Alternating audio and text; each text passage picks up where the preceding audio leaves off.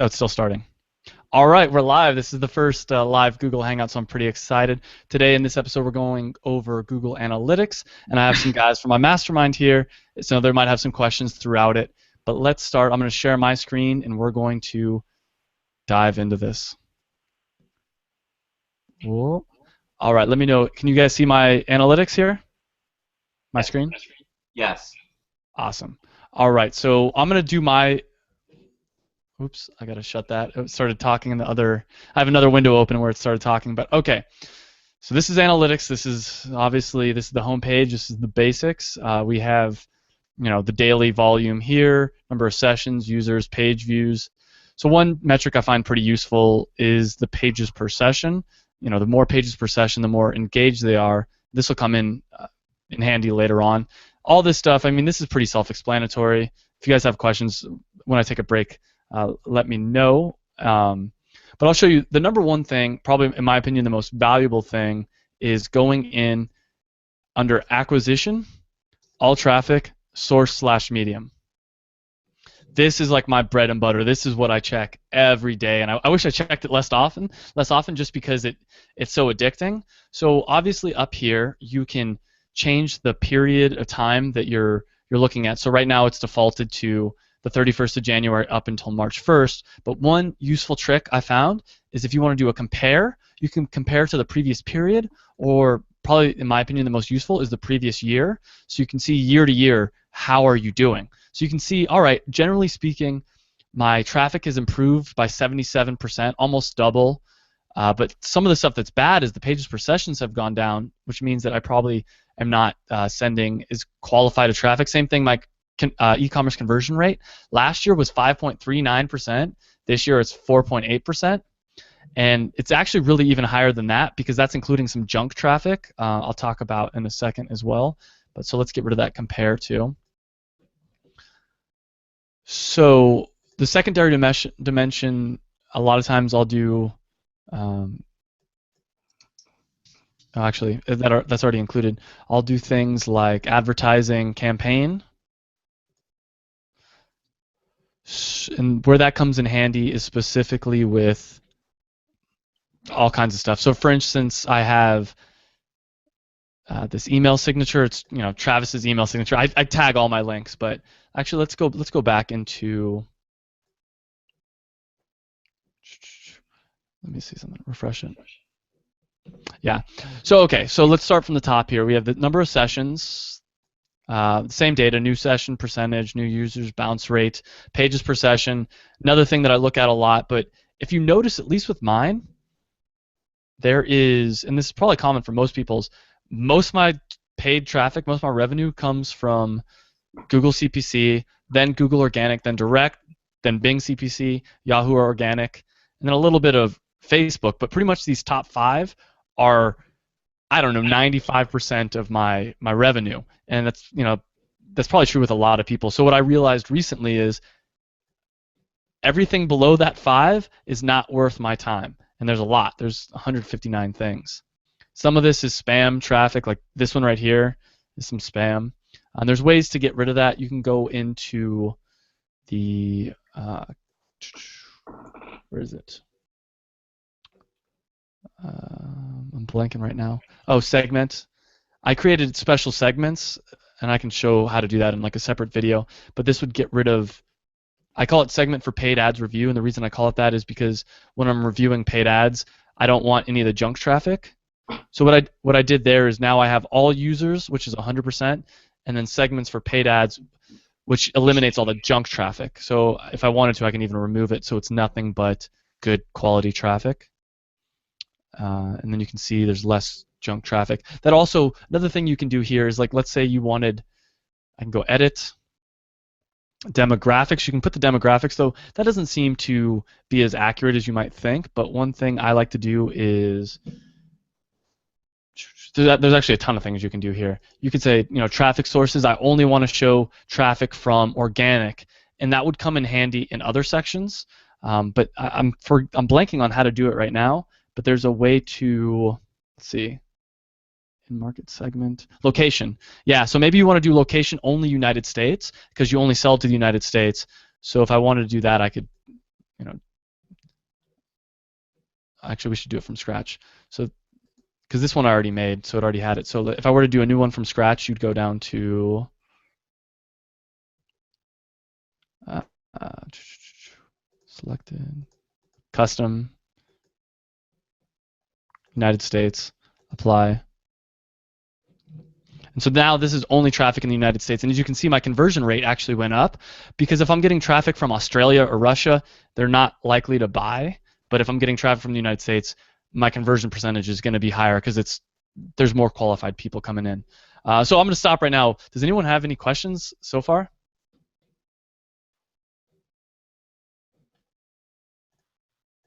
Are there any more segmentations you might use besides just those? Yeah, that's a great. Oops, wrong page. Let's go back to here. No, what happened to it?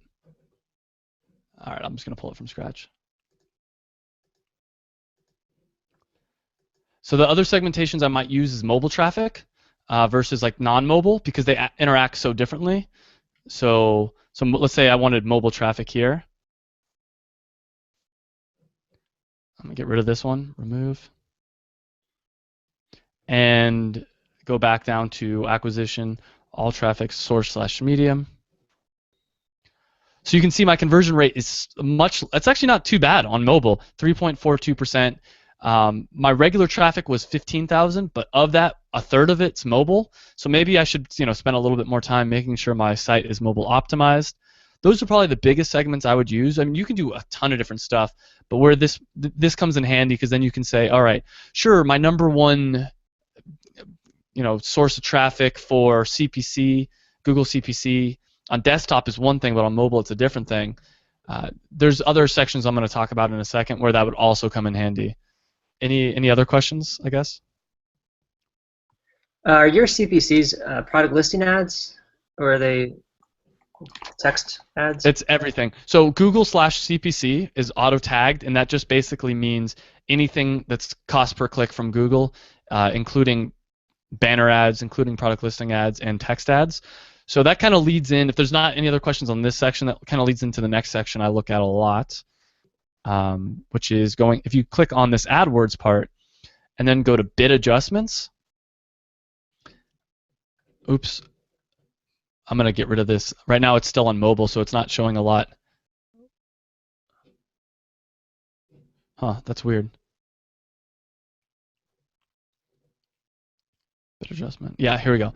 So this bid adjustments, what it does, which is really cool, is it tells you, all right, how much money are you spending on this campaign? Spending $38, and it's making me $5,200. And that's not that big of a deal because this is me bidding on my own keywords.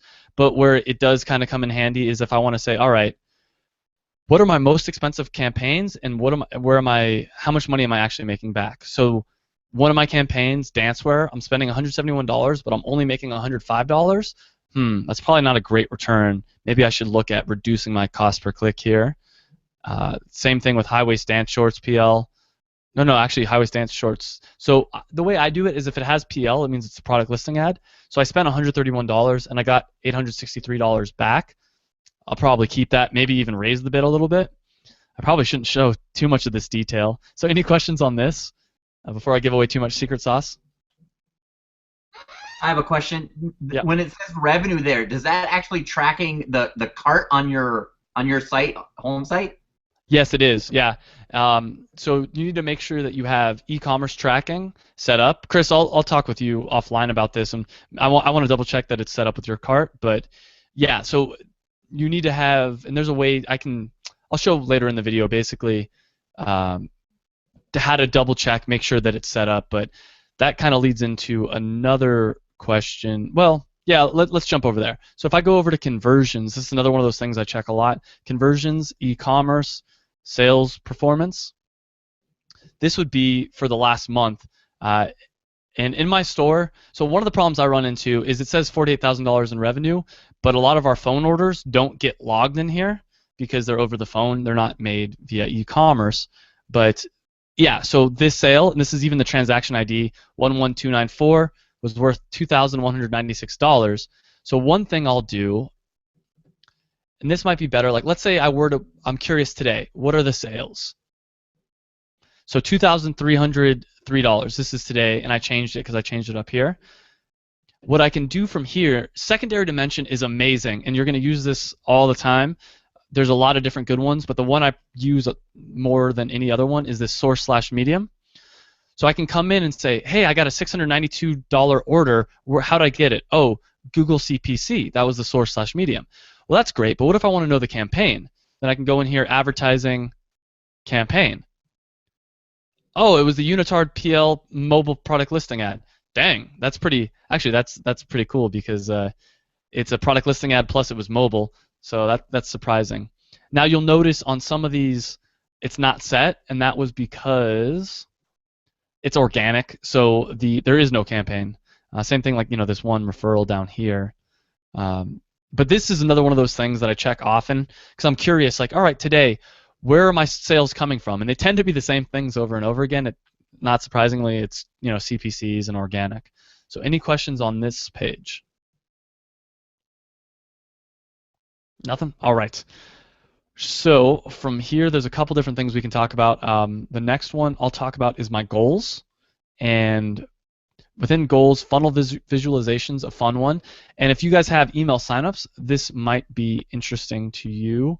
Let's see, reverse goal, no. Actually, oh no, order placed. So you can set up funnels like this. So within funnel visualization, the way I have mine set up is people that land on the shopping cart page go here. Then if they make it to my checkout page, it's that place. And then if they actually place the order, they go to the bottom. So what this shows you is 44 people today landed on my shopping cart page. Of those, 65.91% made it to the checkout page. Of those, 65.52% actually placed an order. So what you can see is like, all right, where this might be, come in handy is, let's say I made some changes last month. I could go up here, compare to previous period, or however you want to do it, and I can say like, okay, what's the differences? Okay, so it looks like a negative 7.13% in conversion rate that way. Rather than doing compare, so let's say, actually, I probably better to do it manually, like that. So you see it was slightly higher. The last one was like 60. This is 64.65, and this one's 73.86. So for whatever reason, January 1st to January 31st, 64.65% and 73.86%, it was better than it was, oops, within this period, 60 and 72. And there's a number of reasons why that could have been. I think for mine it was just kind of random luck. But this helps you see how you can tighten up your funnel. I use it for checkout. You can also use it for things like on the category page, make it to the product page, but then make it to the checkout page, the shopping cart page, then make it to the checkout page, whatever. And you can see where people are dropping off. Any questions on this part? A second. There's some other things. All right, so some other fun things. So within the behavior chat tab, there's site content landing pages. This is a lot of different fun things you can do on the landing pages tab.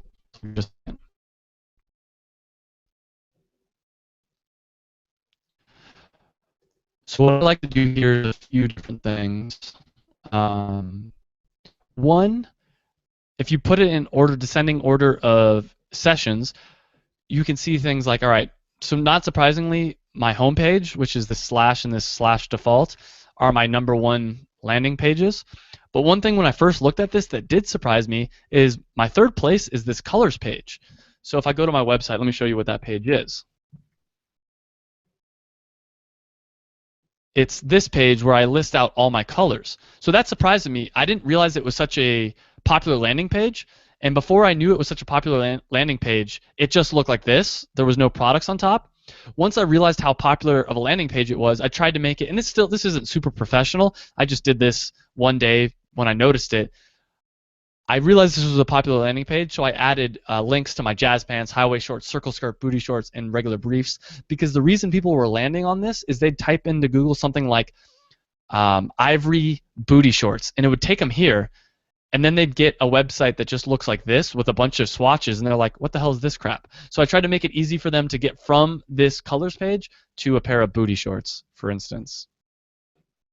The other thing, so the other things you can do is, like, I see circle skirts, for instance. A lot of traffic goes there. High waist shorts, leotard. A lot of traffic are going to all these.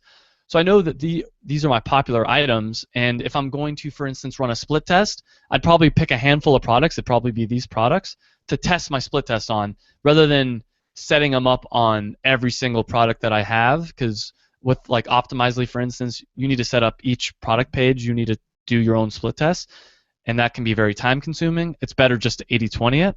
Some other things that it's good to look at are, let's see. I like pages. I don't know why conversion rate isn't here. Oh, wait. Here we go. E-commerce. Conversions. Yeah. So another thing I like to look at is what pages have a really high e-commerce conversion percentage. Now, a lot of these order finish pages, well, of course, they have a high number. So I kind of scroll down quickly and see, okay, this one has, no, okay, so those are still kind of weird. Let's see. This one has 56, one-page checkout, shopping cart. All right, those are all pretty dumb at this point. All right, here we go. So this is the first one that's actually like a real product. It's had 123 people go to it, and it's got an 11.38% conversion rate, which means that when people are going to this product, they really like it and they're likely to buy it. So maybe I should make a paid ads campaign around it. Maybe I should promote this a little bit more heavy on my site. Same thing with this one.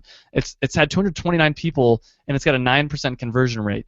Maybe I should make this one of my featured products or something like that. But it's kind of good to know what of your products gets like an unusually large conversion rate and how can I change it. Another thing you can do on the flip side is look at which one of your pages have really low conversion percentages. So for whatever reason, this one really sticks out to me. The login page, that's not surprising. This one sticks out to me. So 1.22% conversion rate. It's for bike tards, Lycra. So with that information, maybe I can try to optimize that page a little bit more. Maybe if I look at this page, I'll realize that, oh, this actually isn't. There's something wrong with that page, or there's some kind of issue I can fix. Same thing down here, Unitard, Lycra. Maybe these are products we shouldn't be selling because they have such low conversion percentages, but maybe not. Maybe they're absolutely fine. So those are some things. Another thing related to this is exit pages. So the exit pages tell you, all right, what pages are people leaving from? And not surprising, it's a lot of the same ones. So we can actually sort it by exit percentage. And once again, I like to. So this one has one person that's landed on it and one person that left. So 100% exit rate. It's not that big of a deal. I'd rather try to find like the anomalies. So I'm going to scroll down. 17 people. So this strapless leotard, that's got a high exit conversion. Maybe there's a problem with that page. I should go fix. That's just something good to know. Making a hairpiece with lace. So a lot of people are landing on this page and leaving. So maybe there's something I can do to help optimize this page. I'll take you there and show you what it is. I can help optimize this page so it'll make it more sticky, make people stay. This is what it looks like right now. Maybe this banner gets in the way and people don't like it. Maybe I should put a link somewhere to, if you want to see more DIY stuff, click here, here, or here. The problem with this page is people land there. I can actually tell right now just by looking at it. People land there and there's nowhere to go except for my products, because people that are landing here are interested in making a hairpiece with lace, and they don't know. They want to learn more DIY stuff. They don't want to navigate around here. So that I just learned something right here. Let's go back.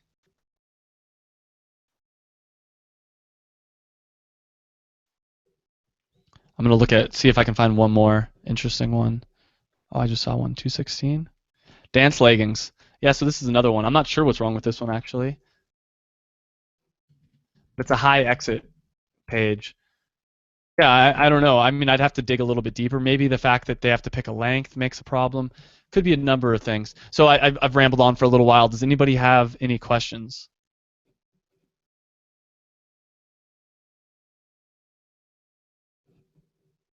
I think did we lose Mr. Hong and Chris? We might have. Oh. I'm here. Oh, okay. All right, cool. Okay, yeah, the picture wasn't showing up, so I wasn't sure. All right, So that's a lot of the big things I check. Let me see what else we have. Another thing I like to look at within, back under the AdWords tab, there is keywords. And this is just a wealth of information. I probably shouldn't be showing this right now, but I'm going to trust that my competitors aren't looking, and if they are, whatever. But what this does, this will show all the different keywords. Actually, you know what's even better than that? Search queries. So I look at this. This is a list of all the search queries that my paid ads have matched with, because it's under AdWords search queries.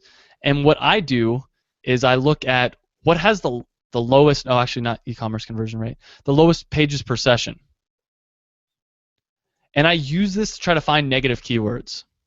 So all these have 0, and then it starts up with 1. So I'd look through this and say, all right, so brown capri leggings. I do sell brown capri leggings, but maybe if people misspell it and they say C-A-P-R-E-E, they're not smart enough to buy from my site anyways, so that should be a negative keyword. Or dance convention leotards. Well, I don't really sell dance convention leotards.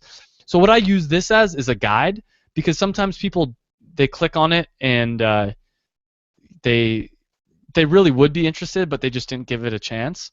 Like girls biking shorts. There we go. That's a great one. So I sell girl bike tards. I don't sell girl biking shorts. So the word biking should be a negative keyword. And so right there, I would have saved myself $2 if I knew that, because I paid $2 for that click, and it's totally irrelevant. So I look through all these, and you can. Another thing I guess I should have explained earlier is you can export all this as a CSV. So I'm going to do that for you guys right now. Show you what that looks like. So it would look like this. It's basically the same data that you see below, but it puts it in a nice, sexy CSV, and then you can start doing things like sorting it. You know, everything you can do in an Excel spreadsheet. And so that's one big thing I use all the time is exporting. Some other things. I'm trying to think what else I use a lot. I'm kind of going in random orders here, but I'm going to show you another thing. I don't use this as much as I probably should, but you can make things like dashboards, which will just give you like a quick overview. And so this is like average session duration right here, blah, blah, blah. Let's say I wanted to, these are a bunch of like different widgets. So my per visit value is 318. I like looking at that. I find that really interesting. E-commerce conversion rate, average order value, page views. But if I wanted to, I could change, like let's say this page views one. Instead, I wanted it as a metric, and I wanted this to be, what's my exit percentage, or what's my, there's all kinds of different things. I mean, I'm not going to go over each one of these just because that'll take forever, but like average time on page. Let's say I wanted to see that. I can click save, and it'll change there. So you can customize your dashboard. So maybe there's like 5 things you look at all the time, and you just want to know what is your average session duration, revenue, unique visitors, average order value, things like that over a certain period, and this dashboard will be customized for you. Some other stuff I don't use quite as often, but I do every once in a while, is like real time. Like if you want to see what people are actually doing on your site right now, you can look at the real time thing. I don't think that's quite as valuable. The demographic data and some of this overview stuff is also interesting, but I don't use it as much. Actually, this reminds me of another thing you can do. Let me find it really quick. Under acquisition, go acquisitions, no, behavior. Oh yeah, okay, so if you go behavior, let me find it. Okay, behavior, site speed's interesting, and site search. Oh, the site search. All right, let me go on a tangent here and talk about this. So you can set up your site search so it's indexable, meaning like these are things that people actually search for in my site. And there's a way to set it up. That'd have to be a different video. I don't remember off the top of my head. But I can see people that search in my little search bar up here for the word like unitard. There's 24 of them in this period, January 1st to February 29th. Pages per session is 1.58. That's probably not very good. I probably should fix a lot of this actually. My search percentage exits, different things like this. And basically this tells you, so when someone's searching for unitard, what actually happens? What are their results? So that's a major problem I just uncovered. When people search for unitard, my site search sucks and it doesn't show anything. So I should probably fix that. So that hence why there's such a big exit percentage and why so little results, so little page views per search, basically, as opposed to, where'd it go? Like this one has a few more, so leggings probably has a better response.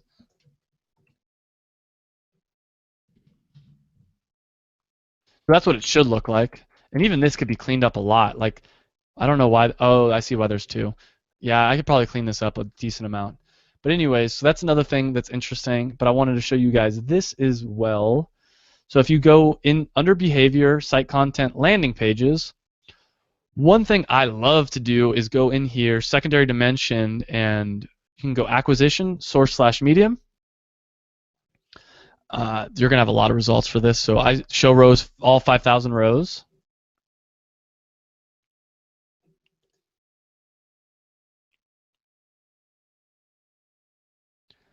And then you can, put it in order here. I'm gonna go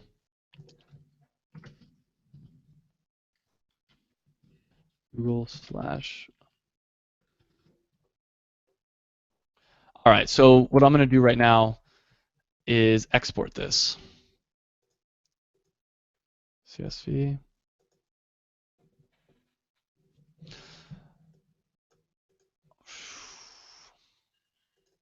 So this will be a quick Excel tutorial. I know some of you guys are really good at it, but for those that aren't, so the source/medium, let's say I only wanted to see things that were source/medium Google Organic. So then what I could do is data, filter, go in here, type it in, Google Organic. So select all. So that filters out, so it's only Google Organic. There's probably a better way to do this, but what I often do is I just do Control-Alt, copy, paste that in a new one. So this new page has nothing but Google Organic traffic. And now why it's interesting is I can see, okay, from organic search, what are my most common landing pages? And there's a lot of different ones. And what I would do is I'd probably put this in, go A to Z, or actually, sorry, Z to A.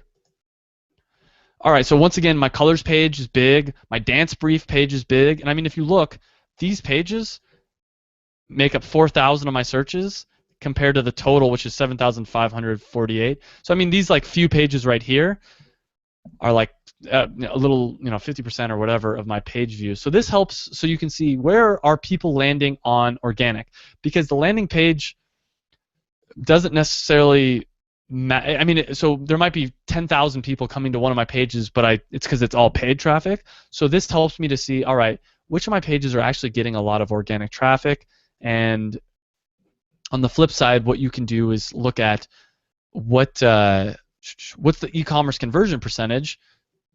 And the reason you'd want to do that, once again, is if you find some pages that have really high e-commerce conversion percentages, then maybe you want to do more organic traffic to them. So this one looks good, maybe. So my booty shorts has a 6.8% conversion percentage. That's pretty good. Maybe I should try to work on my SEO abilities. It's only got 103 people coming to it, but almost a 7% conversion percentage. If I could get it SEO a little bit more and get it higher in the search results, that might be a good one to focus on. So that's a lot of different things. I'm sure there's more, but that's probably the most common things that I look at. I'm going to open it up to questions.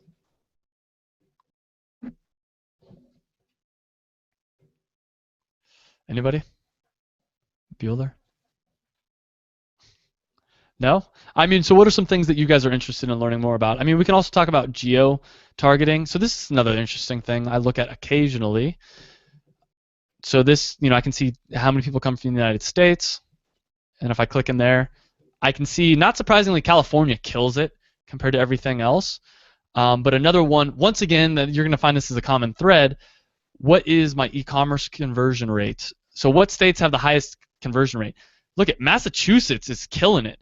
Not only does it have a high conversion rate, but there's a lot of people coming there. Missouri's killing it. So maybe I realize these are states that I want to focus some Facebook marketing ad dollars on, or maybe in my PLAs, my AdWords, and this even shows you cities. Like I can see right in this area, I'm doing pretty well, Boston area. So maybe Boston is like my target demographics in there, or maybe in New York, it's probably going to be New York City.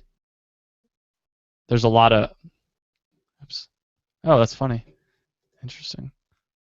So yeah, New York, there's a lot of people, but the conversion percentage isn't super high. So you can use this data to do all kinds of stuff. I mean, this is the most powerful free tool I've ever had the pleasure of using. So it's pretty cool. Yeah. Travis, I have a question. Yes. When you're looking at if you go to acquisition, all traffic, and then channels. Yeah.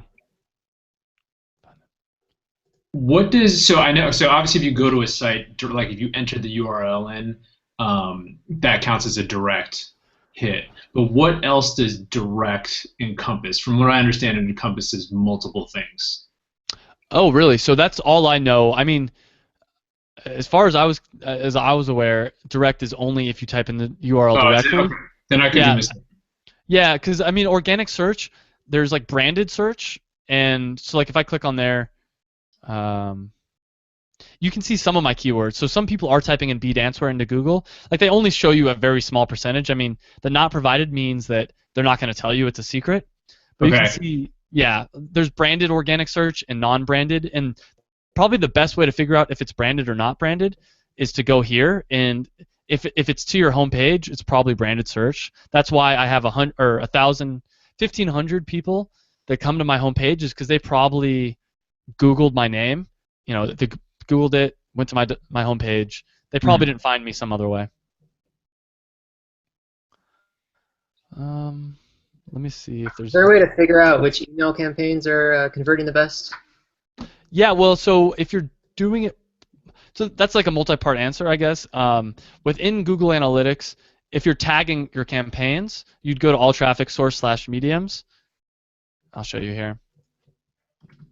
I tag mine email. This one's thank you for your order email. Not surprisingly, that does pretty well because people order and they realize, oh, I want to order some more. So I'd say tag everything. bdancer.com newsletter. That was just a generic one. It didn't have any sales. Boo. Newbie question: how do you tag things? Is that through the? Yeah, great question. So URL builder. So type in URL builder. Go here. So let's say I wanted to tag just my URL, bdancer.com. The campaign source. Let's say it was email. In this case, email. And let's say it was Trevor's email list. I usually just put the campaign medium and the campaign name is the same thing. That's not technically the proper way to do it, but I don't care. So you generate URL, and then this URL, someone comes to my website through that. Let's see if it even does it live. It tags it in here. I'm curious to see if we can see in real time. No, I don't think it's going to work. Traffic sources. Yeah, see, because I use that, it tags you right here as that special thing. So just type in URL builder, and you can build it from scratch. Does that answer your question, Trevor? Hopefully. Okay. Let's see. Yeah, I think there's some other more advanced stuff that you guys can do that I didn't find as much value. So you talked about filters, but some people swear by this. So let's say filters. If I wanted to filter out, let's see, custom orders over $250, I made this one manually. So let me remember here how to. Okay, you can click new segment if you want to make a new segment. I'll take you through this process. So new segment. Let's say I call this one fake filter. And let's say I wanted to have. I can say behavior. I can say transactions. So let's say I only want to filter people that have made at least one transaction, just to see how those kind of people use my website. I could do that. I'll come back to that. I can filter by different things like that. Days since the last session. Then there's conditions. There's so much you can do with filtering. let's see, product checkouts, revenue. I could say the revenue per session. I only want people that have spent over $250. Filter out only those people. But let's go back to this one. So transactions. Let's say I only want people that have made transactions. Save that. All right, so that's a small percentage of people, but that would give me some insight, and I could say, oh, I know another thing I didn't show you guys that's fun. I don't find as much value from it as I thought I would, but it's kind of cool. Let me see. Behavior flow. So where the behavior flow actually does come in handy is when you do these segments. So what this is saying here is these are the starting pages, the most common starting pages. So the most common one is my default page, just the slash, then the slash default. These two are the same page. Then my colors page, then whatever. What I can do is I can click on here, highlight traffic through here, and say, okay, most people that land on my color pages, then they go to this colors thing. Then from there, they go to either my home page, a shopping cart, booty shorts, wherever. And I can try to find out also, like, where there's a lot of drop-offs. I can find out, basically, this shows the flow of people that come from my page. What do they do next? So I actually haven't used this as much as I thought I would. Another thing while we're on this topic is multi-channel funnels. Let me make sure I have this right. Overview. Actually, attribution, model comparison.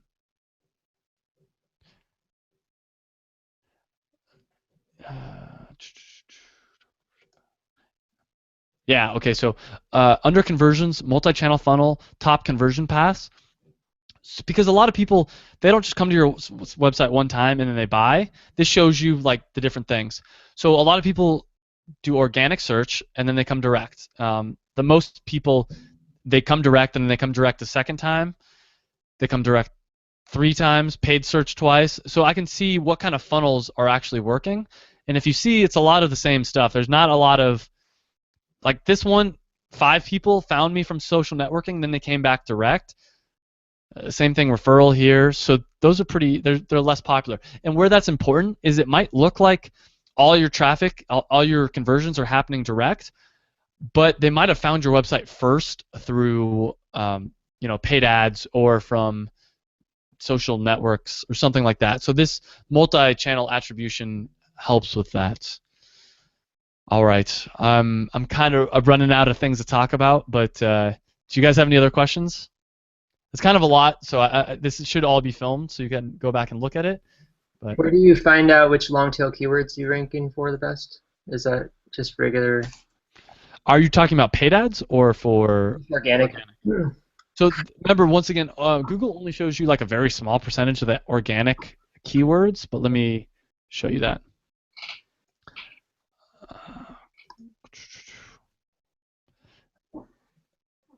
Yeah, so you can come here. There's a couple different ways to do it. I think this is the way that I would use. So if you go into search engine optimization queries, it'll show you, like, for instance, high-waisted dance shorts, high-waisted dance briefs. Those are relatively long-tailed.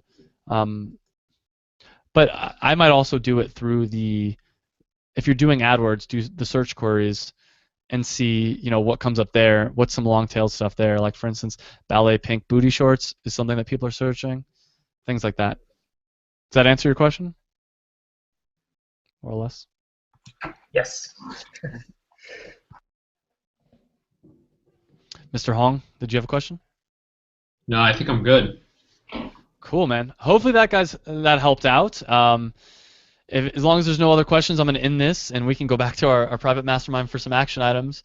But this should hopefully be up live soon, and I'll keep you guys in the loops. Thanks, guys, and I'll catch you in the other one. Bye. Cool.